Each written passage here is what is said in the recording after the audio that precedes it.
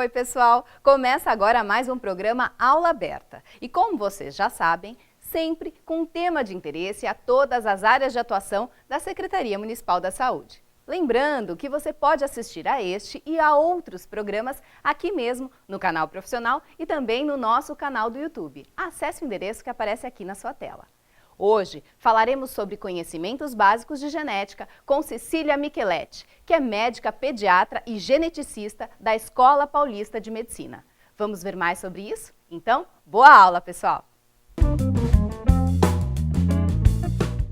Olá, bem-vindos a mais uma aula aberta. A gente está aqui hoje para conversar um pouco com vocês sobre os conhecimentos básicos de genética médica. Na verdade, o que a gente vai falar um pouco hoje é bem um início. A gente vai falar sobre a história familiar, que é uma parte mais importante assim, da gente conversar sobre a expectativa em relação a uma doença genética na atenção primária. Então, nós vamos falar um pouquinho de um exemplo prático, justificar o porquê dessa história familiar e depois vamos a algumas definições e as competências relacionadas à atenção primária. Então, só para a gente começar um pouco essa introdução, então, vamos colocar um exemplo prático do que uma história familiar pode mudar a expectativa e a investigação mesmo de um caso, né?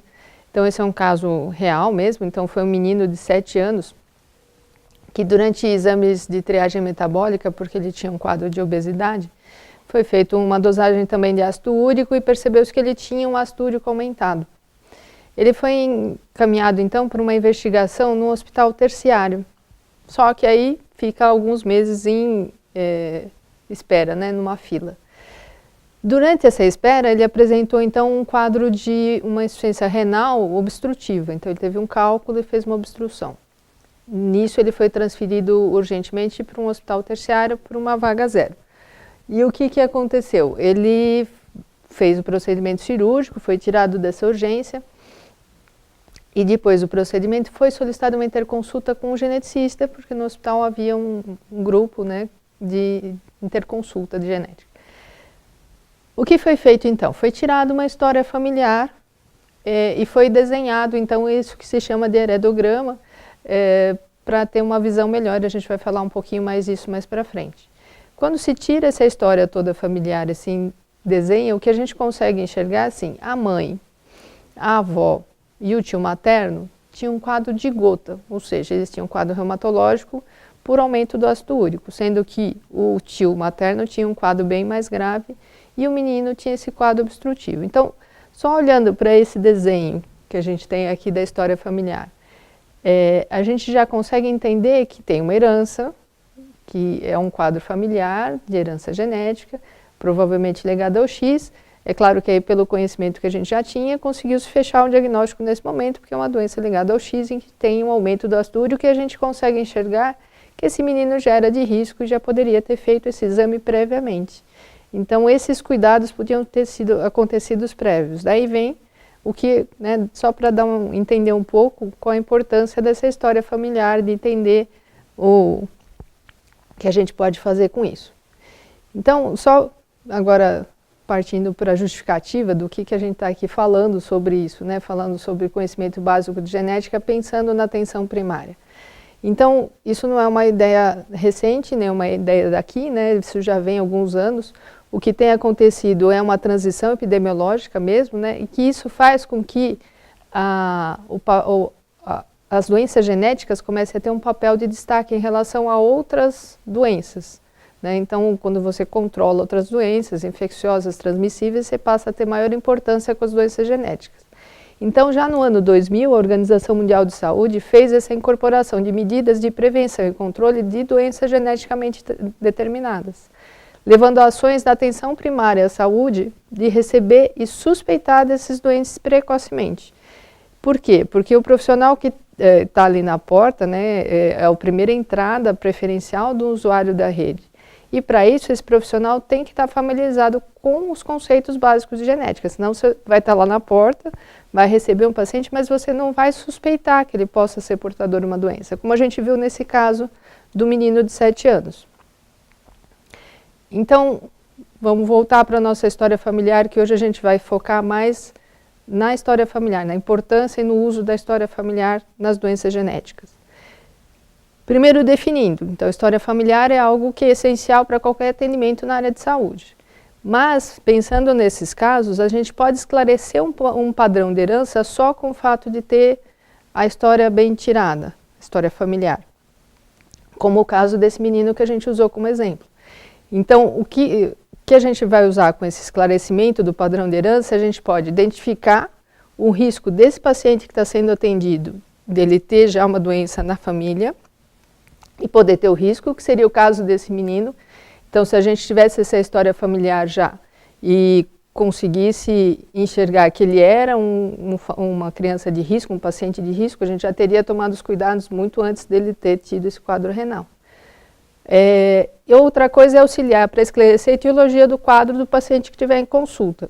Então, usando esse mesmo exemplo, depois que ele já tem um quadro, fazendo a história familiar, a gente consegue fazer o diagnóstico dele, por exemplo, e saber o que tem que fazer. Então, como a gente viu também nesse exemplo, a gente mostrou do lado um desenhinho que chama heredograma. Então, o que é o heredograma? É só a representação gráfica dessa história familiar que a gente tira. E de padrão que a gente tem é de que a gente sempre faz pelo menos 3 gerações. É claro que às vezes na primeira consulta eu posso não conseguir preencher isso tudo, saber todas essas 3 gerações.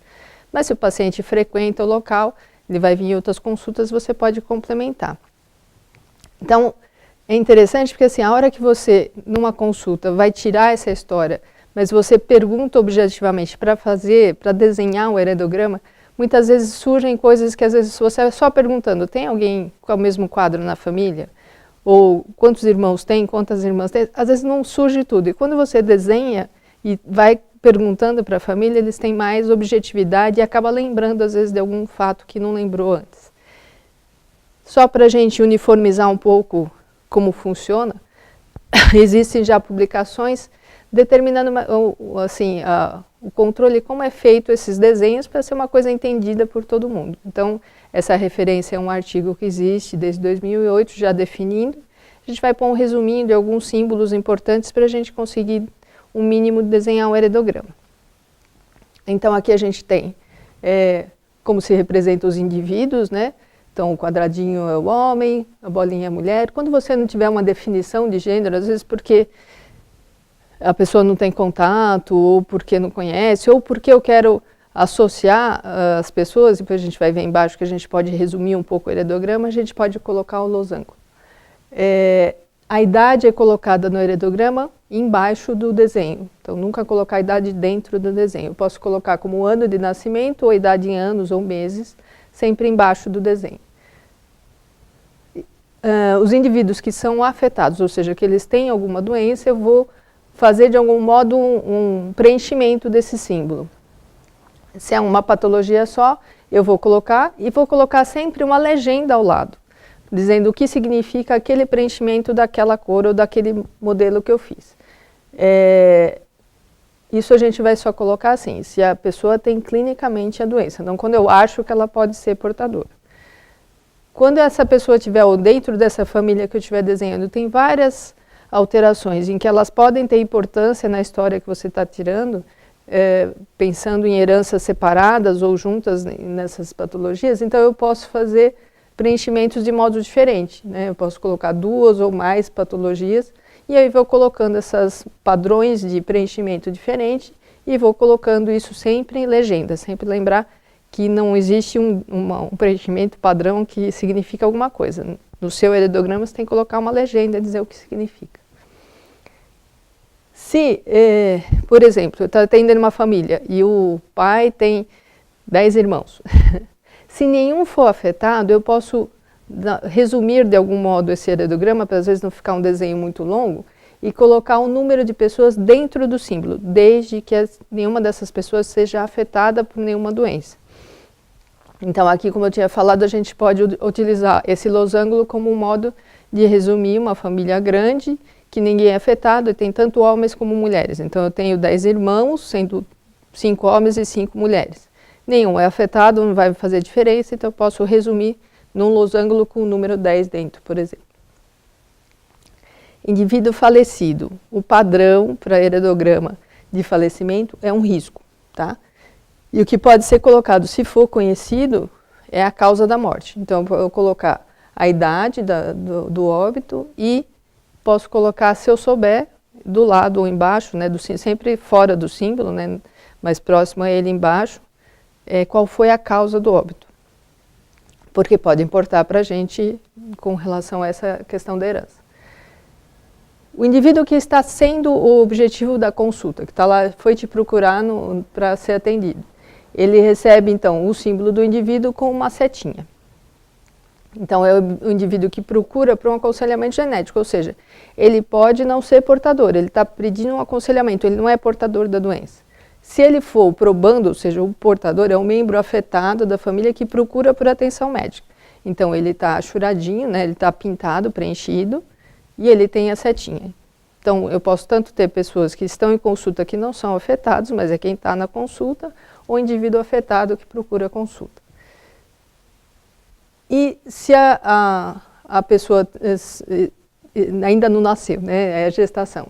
Então eu vou colocar, se eu souber se é um feto masculino ou feminino, eu posso já usar o símbolo, mas sempre com o P dentro, significa em inglês, né, a gestação.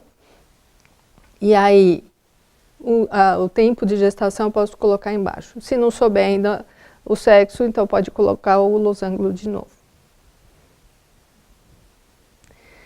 Com relação às gestações que não foram a termo, isso é importante da gente lembrar que numa história familiar, pensando em doença genética, pensando às vezes na etiologia de uma doença que eu estou vendo ali, é importante perguntar sobre perdas fetais.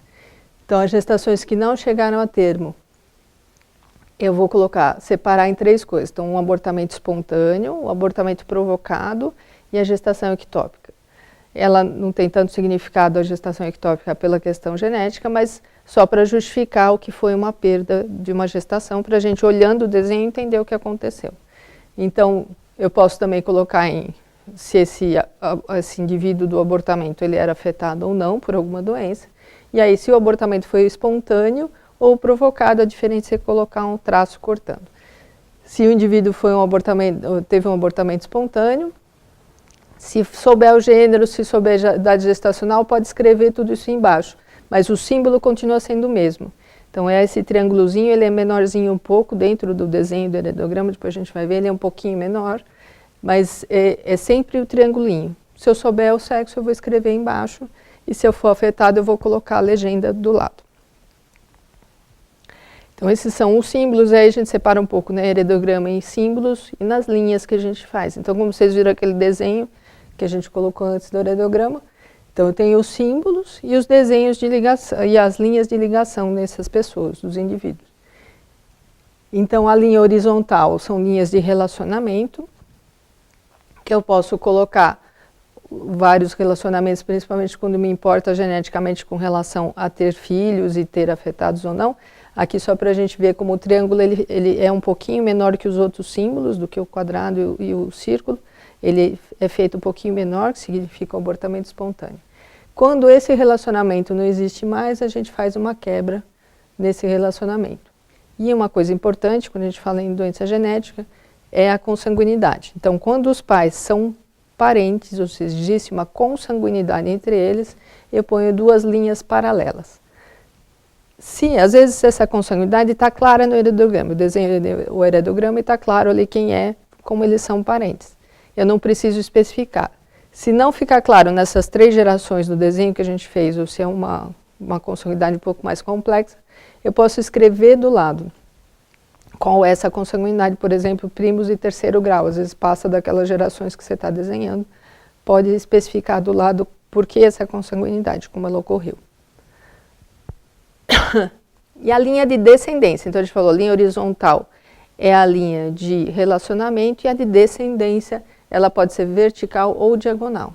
Então, só para colocar, né? Então, essa linha vertical é da onde vai partir a descendência.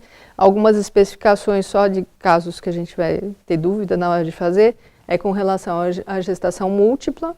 Então, gemelaridade monozigótica, eu coloco um tracinho entre os 2, dizigótica eles estão separadinhos, e desconhecida eu coloco uma interrogação no meio. E com relação à adoção, se a gente pensar uma doença genética, é importante essa parte, né? Com relação a saber se aquela criança é um filho biológico ou adotado, né? Se eu for pensar numa herança genética, isso faz muita diferença. Então, para eu especificar no heredograma, desenhar o que significa ser adotado, então eu vou colocar uma linha pontilhada, então significa não é uma linha contínua, então ali não é filho biológico, e vou colocar um colchete, significa que essa criança foi colocada dentro dessa família, né? Foi adotada. Quando ela é dada para adoção, então esses pais têm alguma história, que você pode ser uma doença genética, e aí você não tem a história do filho, porque esse filho foi dado para adoção e não sabe a história dele. Então é importante também isso, às vezes está no heredograma. Então também é o colchete, lembrando que então aqui ela foi dado para adoção, mas a linha é contínua. Se a linha de descendência é contínua, é um filho biológico. E se foi adotado por parente, você pode desenhar, porque você sabe no próprio heredograma, na história dessa família, quem deu a adoção e quem adotou essa criança. Lembrando sempre isso. Então o filho biológico, os pais biológicos têm a linha contínua e quem foi o que adotou é uma linha pontilhada. Aqui só para a gente ter um exemplo, então, de um heredograma que a gente falou, tem que ser 3 gerações, são essas 3 gerações, né? Da pessoa que... Aqui falta a setinha, né? Mas supondo que o indivíduo 2 aqui é o indivíduo que está em consulta, é o probando, a gente pensa, então, eu desenho a geração dele, então os irmãos dele, os pais dele e os irmãos dos pais e os avós, né? Aqui está só para um lado, mas é importante ter os dois, né? Aqui é só para a gente mostrar só a questão das 3 gerações. Então, lembrando que a gente tinha colocado lá, homem e mulher, o afetado é o que está sempre o pintadinho. E aí, nessa legenda do afetado, na verdade, você vai escrever o que é que ele apresentava. Bom, isso é uma coisa prática, né? Tudo que a gente queria falar um pouquinho sobre como fazer essa história familiar, como desenhar um heredograma, como olhar para ele e entender o que ele significa. Aí, voltando para a nossa justificativa lá atrás, do conhecimento de genética para quem está na atenção primária, alguns grupos já fizeram quais seriam as competências, o que compete a um profissional médico da atenção primária a saber sobre essa parte genética, o que ele consegue fazer, o que ele teria que fazer na atenção primária. Então a gente vai ver aqui que a primeira competência que foi colocada, esse especificamente é um grupo europeu que estudou bastante essa questão, então é saber identificar o indivíduo que possa ter uma condição genética ou que tem risco para isso. A outra competência seria comunicar informações sobre genética numa linguagem acessível, de modo compreensível e sensível, ajudando o paciente a tomar decisões e escolhas sobre os seus cuidados. A terceira seria acompanhar os pacientes em condições genéticas, usando diretrizes aceitas pela população local, né, pela comunidade. O quarto seria obter ajuda e aconselhamento especializado sobre condições hereditárias. O quinto, coordenar cuidado com outros profissionais de saúde de cuidado primário, geneticistas e outros especialistas que forem apropriados para cada caso. E oferecer apoio psicológico e social adequado aos pacientes e famílias afetados por uma condição genética. Então, o que compõe cada competência dessa? O que faz com que você consiga fazer essas atividades? Então, a gente vai falar um pouquinho hoje só sobre esse primeiro, que é exatamente o assunto que a gente falou até agora, basicamente a questão da história familiar. Então, identificar um indivíduo que possa ter uma condição genética ou ser risco para tal, o que eu vou usar para fazer essa identificação? Então, eu tenho que saber como fazer e interpretar uma história familiar, que é tudo que a gente estava falando até agora. E, com isso na mão, eu tenho que compreender padrões de heranças relevantes e os mecanismos pelos quais a doença genética pode ocorrer. Então, isso é a questão daquela doença, por exemplo, que a gente falou do menino no começo, que a gente sabe que é uma doença ligada ao X. Então, ela pode manifestar nas mulheres, mas ela é mais intensa nos homens. Então, só pelo heredograma a gente tinha essa noção de que os homens tinham um quadro mais grave e as mulheres tinham um quadro mais leve. Então, algumas coisas no próprio heredograma, nessa história familiar, eu posso conseguir entender, às vezes não saber o nome da doença, mas entender essa herança e saber dizer com isso o risco. A outra atividade que seria para conseguir chegar a essa identificação. Então, utilizar uma história familiar e o conhecimento desses padrões para identificar aquele paciente com risco de uma condição genética, que é isso que a gente acabou de falar. Saber que a composição da população local pode afetar a prevalência de condições genéticas e atitudes em relação a doenças genéticas. Assim, um grande exemplo que a gente tem aqui no Brasil, que a gente já viveu um pouco, é a própria cultura indígena, né? A relação deles com doença genética é diferente e como o número de casamentos consanguíneos no país ou na população que você está lidando é maior, você pode ter um índice maior de doença genética e especificamente, às vezes, algumas doenças naquela região. Saber, então, que há uma heterogeneidade, ou seja, as doenças genéticas têm manifestações diferentes em espectros mesmo, né? Eu posso ter um quadro que, a princípio, a família não interpreta como sendo o mesmo quadro daquele paciente, mas ela pode ser uma manifestação menor da mesma doença. Então, lembrar que pode ser um pouco diferente dentro do mesmo grupo de doenças. E o princípio da avaliação desse risco genético. Ter segurança da ação apropriada para o paciente que for avaliado, como estando em risco da população. Então, identificar com essa história sempre quem pode ter algum risco. Saber aconselhar sobre os programas de rastreio que forem relevantes conforme necessário. Então, assim, a gente tem alguns programas de rastreio aqui no Brasil, o mais conhecido é a triagem neonatal, que ela faz identificação de pacientes de risco para algumas doenças que são, uma grande parte delas são doenças genéticas. Então, informar sempre a família, existe rastreio para fazer para todo mundo, no seu grupo populacional específico, na sua família específica, eu tirei a história e entendi que tem um risco maior e que tais pessoas poderiam fazer exame. Como, por exemplo, aquele menino, né? Então, ele é filho de uma mãe que tinha um quadro que a gente percebeu que era hereditário, que a chance de ter um menino com a mesma patologia era alta, ou seja, é por volta de 50%. Então, qual seria o rastreio nele? Eu dosar ácido úrico bem precoce. Isso já seria um programa de rastreio individual nessa família, por exemplo. Pensando tudo isso que a gente falou, só puxando alguns pontos chaves para a gente guardar. Então, lembrar que a atenção básica é a via preferencial de usuário. E o conhecimento básico de genética vai auxiliar quem estiver nessa via preferencial, nessa porta de entrada, no cuidado de quem tenha uma doença geneticamente determinada ou quem tem um risco genético, que pode ser identificado e precocemente já feita alguma intervenção. E algumas situações podem ser conduzidas na própria atenção básica até aquele próprio menino. Eu gosto de usar esse exemplo por isso. Ele não havia necessidade de algo muito específico, né? Ele só precisaria entrar com a medicação e tratar o seu problema com relação ao ácido úrico. Só precisaria ser feita uma identificação precoce.